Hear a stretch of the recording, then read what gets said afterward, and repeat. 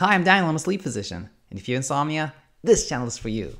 Today we're going to see that by learning from this book, we can understand that one should never negotiate with insomnia. You cannot believe how happy I am that you are tuning back in. Really, really excited about that. And if you're new to the channel, then of course, a big welcome to you. Now, listen, yesterday we talked about that classic children's book about that old lady who swallowed a fly. And in fact, you know, before I made that video yesterday, I had made a little tweet about that as well. And Michael Schwartz, who's been featured on this channel before, he's a huge insomnia resource. He then sent a tweet about this book, and that was like, yeah, that is so true. So we're gonna see what we can learn from this here.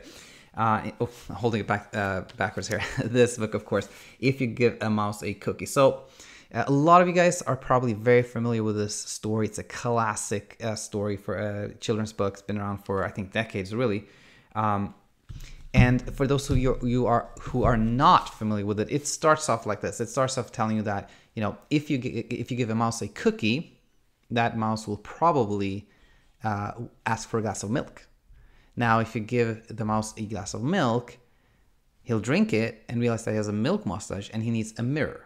Then you give him a mirror, then he realizes his hairs are too long, he needs a scissor. And it just keeps going on and on and on like that till in the end, he wants a glass of milk, and it says if you give him a glass of milk, he'll probably ask you for a cookie to go along with that. Great book, by the way. But here are my thoughts on this. So there are many ways you can make a connection to insomnia, but I think the really helpful one is the following: imagining that the boy in the story, the boy who gives the mouse a cookie and milk, etc., that's you, you know. And the mouse in the story is the insomnia.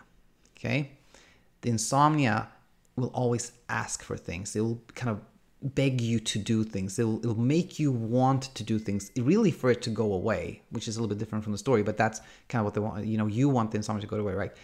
But you may do things like, for example, you may start to go to bed earlier in really an effort to appease the insomnia, make it go away. But it does not. In fact, it asks for more. You know, so next thing, you sleep in, you try to sleep in the morning. It doesn't go away. Next, you try to take a nap. Next, you give up coffee. Next, you stop seeing your friends. Next, you know, you set up, you kind of start isolating yourself. So as you see, this has become kind of like blackmail. You know, the insomnia in a way is blackmailing you. It's just taking and taking and taking and taking and taking.